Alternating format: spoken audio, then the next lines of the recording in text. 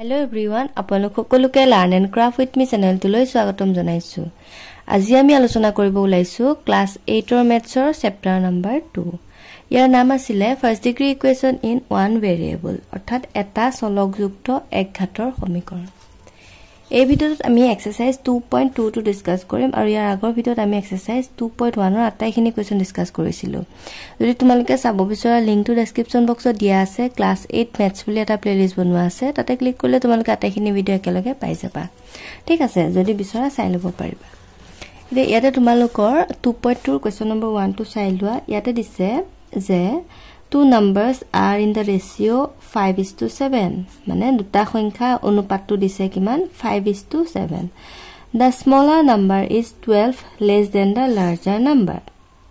তাতে কি ক'লে ডাঙৰ সংখ্যাটোতকৈ সৰু সংখ্যাটো কি হৈছে কিমান কম বুলি কৈছে 12, মানে 12 কম। বুজি পাইছানে যে ডাঙৰ সংখ্যাটোতকৈ সৰু সংখ্যাটো 12 কম।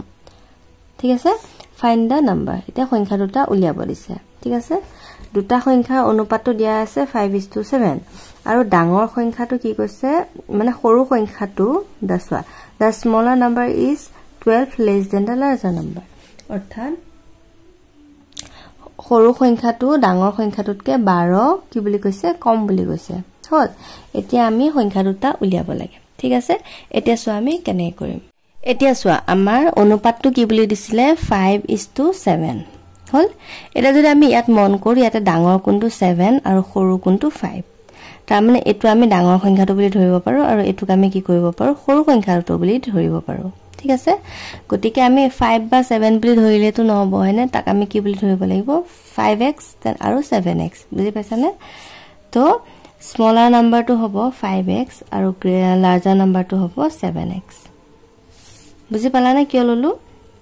যিটো অনুপাত আমাৰ দিয়া আছে সেই অনুপাত কিটাৰ লগতে আমি x কিটা এড কৰি গলো। হল, এতিয়া চোৱা এতিয়া আমাৰ প্ৰশ্নটোত কি কৈছিলে যে সৰু সংখ্যাটো ডাঙৰ সংখ্যাটোতকৈ 12 কম। বুজি পাইছানে? এতিয়া চোৱা এফালে আছে আমাৰ সৰু সংখ্যাটো আৰু এফালে আছে ডাঙৰ সংখ্যাটো। হল, এতিয়া ইয়াত আমি সমান চিন দিছো, কিন্তু দুইটাটো আমি সমান বুলি ক'ব নোৱাৰো হয় না, কাৰণ কি ক'লে যে সৰু সংখ্যাটো ইয়াতকে কিমান কম 12 কম। হল, এতিয়া আমি যদি দুইটা সমান কৰিব বিচাৰো তেতিয়া হলে আমি কি কৰিব লাগিব জানানে, এই সৰু সংখ্যাটোৰ লগত যদি 12 এটা আমি যোগ কৰি দিও, বুজি পাইছানে, সৰু সংখ্যাটোৰ লগত 12 এটা যোগ কৰি দিয়াৰ লগতে দুইটা সাইড কি হৈ যাব সমান হৈ যাব। বুজি পাইছা? চোৱা ডাঙৰ সংখ্যাটোতকৈ সৰু সংখ্যাটো কিমান কম বুলি দিছে 12 কম বুলি কৈছে। হল, এতিয়া ডাঙৰ সংখ্যাটো আৰু সৰু সংখ্যাটো আমি ইকুৱেল লিখিব নোৱাৰো আৰু দুইটা সমান কৰিব কাৰণে আমি কি কৰি দিম 12টো যেহেতু কম আছিলে সৰু সংখ্যাটোতকৈ সেইকাৰণে 12 লগত আকৌ যোগ কৰি দিলো আমি। যোগ কৰি দিয়াৰ লগতে দুইটা কি হৈ যাব সমান হৈ যাব। হল, এতিয়া তোমালোকে পাৰিবা হয় না। এটা তুমি চলক কিটা কি কৰিবা বাও সাইডে আনিবা, সংখ্যাবিলাক সো সাইডে আনিবা। হল, কিমান হ'ব চোৱা 5x 7x টো প্লাস হৈ আছে, সমান চিহ্ন ইফালে লৈ আহিলে মাইনাস হৈ যাব -7x হয়নে। ইফালে 12 আছে, 12 টো প্লাস হৈ আছে, সমান চিহ্ন ইফালে যোৱাৰ লগতে হি কি হৈ যাব মাইনাস হৈ যাব -12 হ'ল। 5 টকা জমা 7 টকা ধাৰ, গতিকে তোমাৰ কি হ'ব ধাৰ থাকিব 2 টকা ইকুৱেল টু -12 আছে এজ ইট ইজ -12 লিখিলো। x কাটা গল 2x ইকুৱেল টু 12 পালা। এতিয়া 2x টো কি হৈ আছে পূৰণ হৈ আছে, তাক যদি তুমি সমান চিহ্ন ইফালে লৈ যোৱা কি হৈ যাব হৰণ হৈ যাব, গতিকে 2 ৰে 12 কেবাৰ যাব 6 বাৰ যাব হয়নে। বুজি পালা? x ৰ ভ্যালুটো তুমি কিমান পালা 6 পালা। তে ইয়াৰ পৰা তুমি স্মলাৰ নাম্বাৰ আৰু গ্ৰেটাৰ নাম্বাৰটো উলিয়াব পাৰিবা, মানে লাৰ্জাৰ নাম্বাৰটো হয়নে। স্মলাৰ নাম্বাৰটো তুমি কি বুলি ধৰিছিলা 5x, গতিকে 5x পাতিলা। হল, ইয়াতে তুমি মানবিলাক পুট কৰা 5 * x, x মানে 6 আছে, গতিকে কিমান হ'ব 5 * 6 = 30। তেনেকে লাৰ্জাৰ নাম্বাৰটো চোৱা, larger number is equal to কিমান ধৰিছিলা 7x, গতিকে ইয়াতে 7x পাতা ইকুৱেল টু x ৰ জাগাত মান পাতি দিয়া কিমান 7 * 6 আহিব। হল, কি কৈছো ইয়াতে আমি x ৰ জাগাত 6 পাতি দিছো, ইফালে কিমান আহিব 6 × 7 = 42। তাৰ মানে তোমাৰ সৰু সংখ্যাটো আছিল 30 আৰু ডাঙৰ সংখ্যাটো আছিল 42। ঠিক আছে, এইটো হৈ গল তোমাৰ আনসাৰ। এতিয়া হম আমি next question number 2। Question number 2 টো চাই লোৱা। ইয়াতে দিছে sum of 3 consecutive even numbers is equal to 48, find the numbers।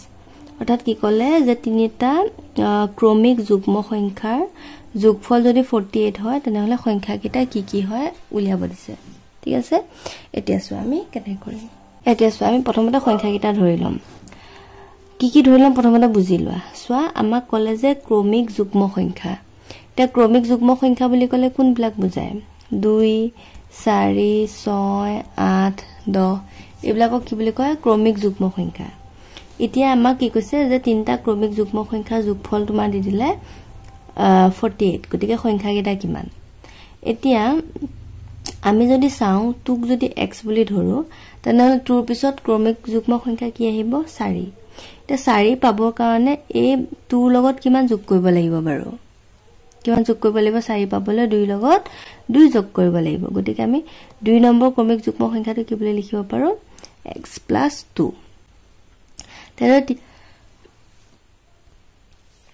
ঠিক তেনেদৰে 3 নম্বৰৰ ক্ৰমিক যুগ্ম সংখ্যাটো পাবৰ কাৰণে কি কৰিব লাগিব x ৰ লগত কিমান যোগ কৰিলে 6 পাবা চোৱা 2 লগত 4 গতিকে 4 তেনেকে পিছৰটো পাব হলে x ৰ লগত কিমান যোগ কৰিব লাগিব 6 তেনেকে মানে গৈ থাকিব আৰু হয়না এতিয়া কি বুজি পালা যে ক্ৰমিক যুগ্ম সংখ্যা হ'বলৈ হলে আমি কি কৰিব লাগিব প্ৰথম সংখ্যাটো যদি x বুলি ধৰো তেনেহলে পিছৰ সংখ্যাটো আহিব x + 2 তেনেহলে তাৰ পিছৰ সংখ্যাটো আহিব x + 4 হল এটা তিনটা সংখ্যা তুমি পাই গলা আৰু প্ৰশ্নত তোমাৰ কি কৈছিলে এই তিনটা সংখ্যাৰে যোগফলটো দিয়া আছিল হয়নে গতিকে আমি গটিটা প্লাস দি পেলাই লিখি দিব পাৰো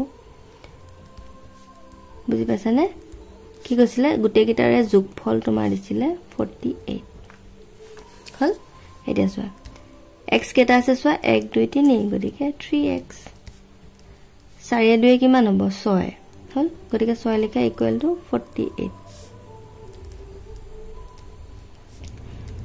এটা তুমি চোৱা 6 টো কি হৈ আছে তোমাৰ প্লাস হৈ আছে সমাজনী ইফালে লৈ গলে কি হৈ যাব মাইনাস হৈ যাব মাইনাস কৰা কিমান আহিব 18 হৈ গল থাকিল 2 মানে 42 এটা 3 লগত x টো তোমাৰ পূৰণ হৈ আছে সমাজনী ইফালে গলে কি হৈ যাব হৰণ হৈ যাব হল এটো কৰি দিয়া কেবা যাব 3 গুণ 3 ইফালে 12 হল 300 গুণ 12 সরি 3 4 গুণ 12 হল গটিকে তুমি x ৰ ভ্যালুটো কিমান পালা 14 পালা তাৰ মানে প্ৰথম সংখ্যাটো পালা 14 নেক্সট পিছৰ সংখ্যাটো কিমান ধৰিছিলা x + 2 গটিকে কিমান হ'ব 14 + 2 দুই যোগ কৰি দিয়া কিমান আহিব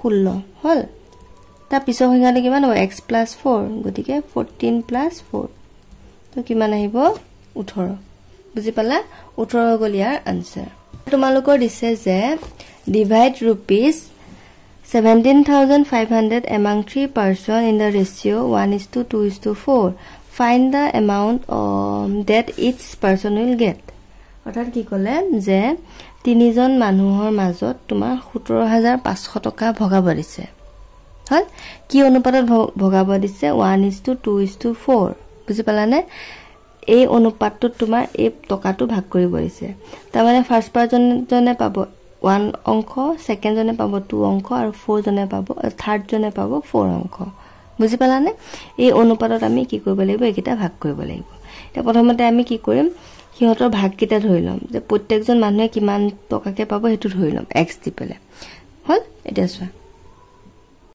এতিয়া চোৱা ইয়াতে আমাৰ ৰেশিওটো দিছিলে 1:2:4 তো এই ৰেশিওটোৰ ওপৰত ভিত্তি কৰি পেলাই আমি ইয়াৰ এমাউন্ট কিটা ধৰি লম তা ফাৰ্স্ট পাৰ্সনটোত 1 আছিল ন গটিকে আমি x বুলি ধৰো সেকেন্ডটোত আছিল 2 গটিকে আমি টুৱাইস x বুলি ধৰো থাৰ্ডটোত আছিল 4 গটিকে আমি ধৰিম কিমান 4x হল তে গোটেই কিজনৰ মাজত কিমান টকা ভগাই দিব দিছিলে 17,500 গটিকে আমি কি কৰিব লাগিব গোটেই কিটা প্লাস কৰি পেলে ইকুৱেল টু আমি লিখি দিম 17,500 হল তেকিটা প্লাস কৰি দে কিমান হয় চোৱা 4 2 6 6 কে 7 মানে 7x = 17,500 হল তে 7 টো x ৰ লগত পূৰণ হৈ আছে সমান চিহ্ন ফাইল লৈ যায় কি হৈ যাব হৰণ তাৰ মানে 17,500 divided by 7 হল এটো হৰণ কৰিছা কিমান ওলাই দুবাৰ যাব 7 দুগুণ 14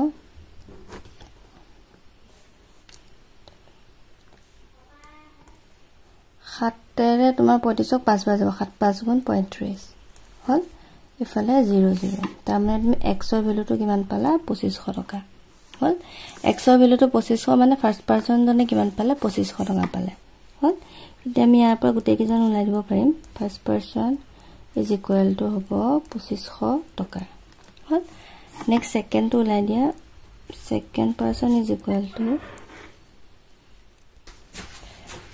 সেকেন্ড পারসন